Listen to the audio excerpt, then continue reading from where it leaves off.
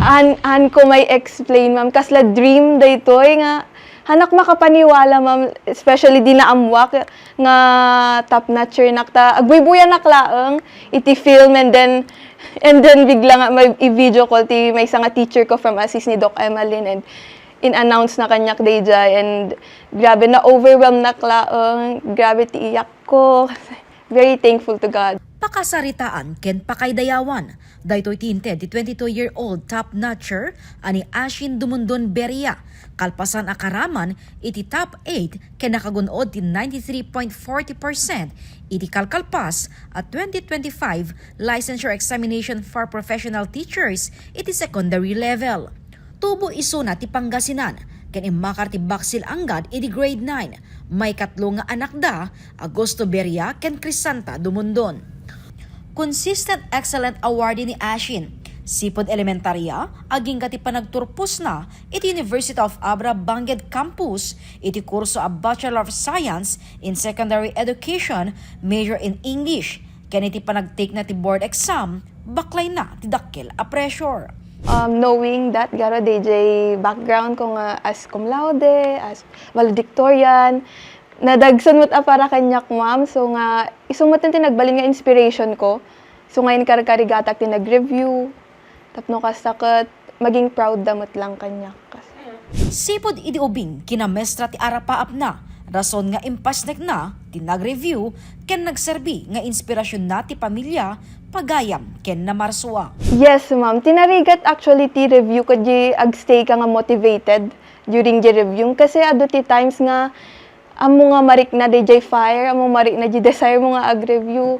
Kas jay, ngam no malagip mo tumanan dagi jay inspiration mo ti pamilyam. Sun tumanan ati mang motivate kanya mo nga ag-review. Ti ma-achieve ko, it will bring glory to Him. And I know na no adati magunod ko, sagbal nga testimony daytoy. Nga, see, this is the God that I worship. Kasi iti kayat ko nga maamuan ti tattaon na dati ma-achieve ko. Ninamnaman ni Ashin ang makapasa iso na ti board exam. Ngem saan na aninamnama ang mairaman kadagiti top notcher. Actually, pagkatapos ti exam, din nakaawid na to'y balayan, na ibaga kinda papak nga, aman makapasanak matapang, nga milagro lang ang top notcher nak. Pero now, nag-top notcher nak talaga, miracle lang dito. I dedicate this achievement to all the people who believed in me, to, of course, to Assist, to Park, to Beria family, Dumundon family, to my church, na isutin ang build matlang iti faith ko, the Victory and Every Nation Campus family, and of course, to my late cousin, Doc Kiko Beria, na top notcher matlang iditi dentistry. I also dedicate this to him. Bilin ni Ashin kadagiti sumarno nga agtake ti board exam, agtaleklaeng ti namarswa. Awan patingga na aragsak ken very proud ken bigbigan ti pamilya ni Ashin nga early Christmas gift tinagunod na. Ti apo amam ti ragsak ni ta nabigla kami amam ta bigla nga nagkwaksona. Bigla nga simligaw tapos nagsangit. Tamumi ako nunya din napasama kan. Nasabalin. Di ko ka na kami mat nga nagidi ma'am na jay Assist nagaduda nagtawtawag kanya na isumit tin time di kwan nagtap ka kun nadamot tin ma'am kapo na ti ragsami o kasangsangit kami na ma'am ti kwan.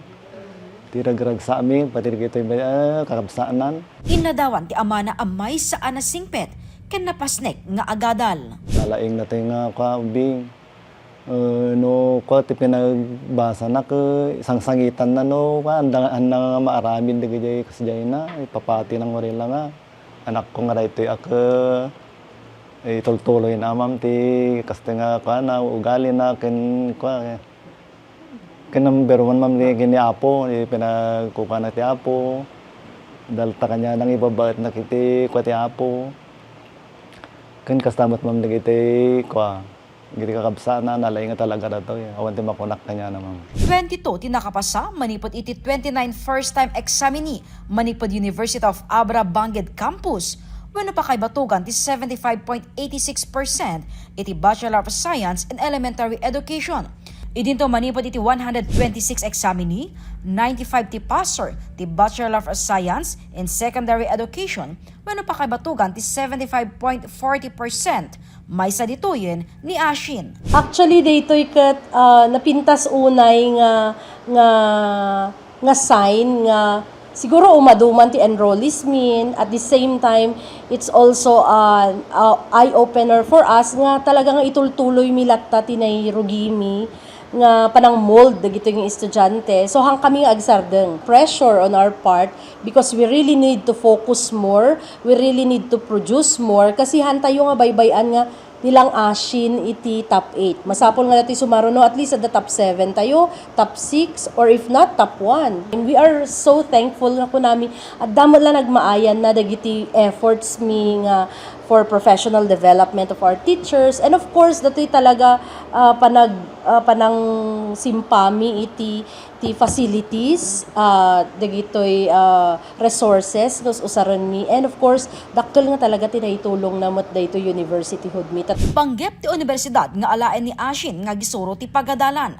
Adamet maangay ang motorcade dagiti let passers iti UA nga idaulwan ni Ashin ken aglikmot da iti ili.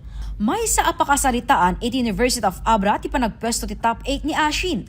Saan laeng ati universidad ti naitag-ay ngem ket di ti Cebu Bukel a probinsya.